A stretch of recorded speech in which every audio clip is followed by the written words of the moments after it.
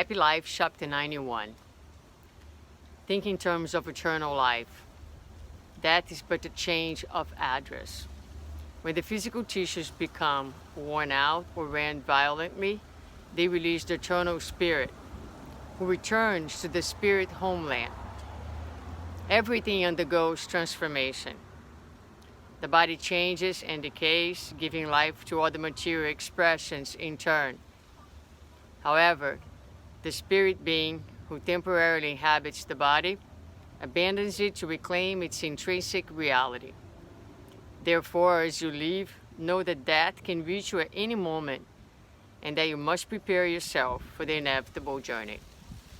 Joana de Angelis, in another one of her works, she reminds us that death is an intrinsic part of our existential program, and that no one will escape it. Therefore, we must face it, we must prepare for it. And in this particular page, she reminds us that death is but a change of address.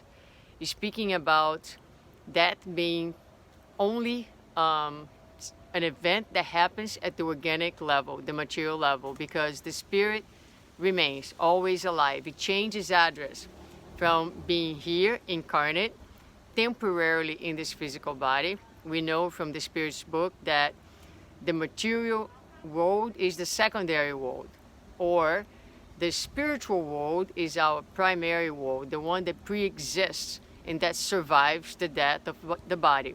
It is our home that we leave temporarily to have this material experience that is absolutely necessary and important for our growth and for our enlightenment. We cannot progress enough if we don't come here, if we don't incarnate in order to undergo the lessons that a world like this one offers us. But it is part of our existence that the physical body will only last a number of years. Nobody would want to live, hopefully, in a body that is 200 years old. What that body would possibly look like and be able to offer any of us a 200-year-old physical body. So yes, there is a time, and that is difficult to deal with because we live in a very, very dense and material world, and when someone is gone, we miss that person very much.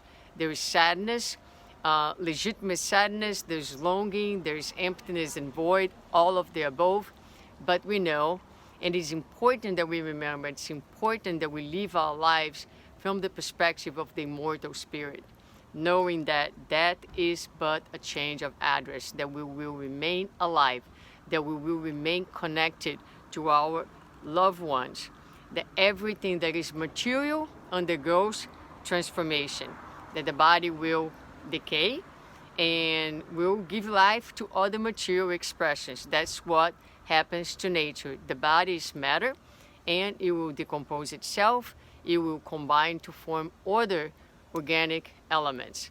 But the spirit will go on with its individuality. And from the spiritual perspective, there is no death. We're always, always alive.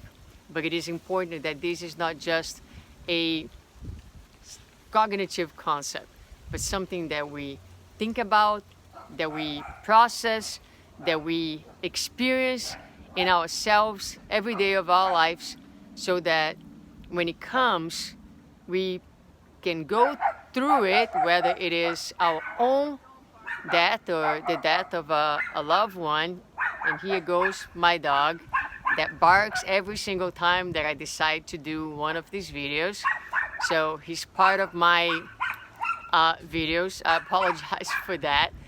But this is it, my friends. That is the message for today, a message of immortality, and one that's important, very important for us to think about in these times of pandemics, when mortality of the body is so much part of our daily lives. And these concepts that Joana brings in this message are so key to keep us grounded, to keep us together internally, not to despair, and to move on, continue forward, honoring the lives of our loved ones by living each day fully and as happily as possible.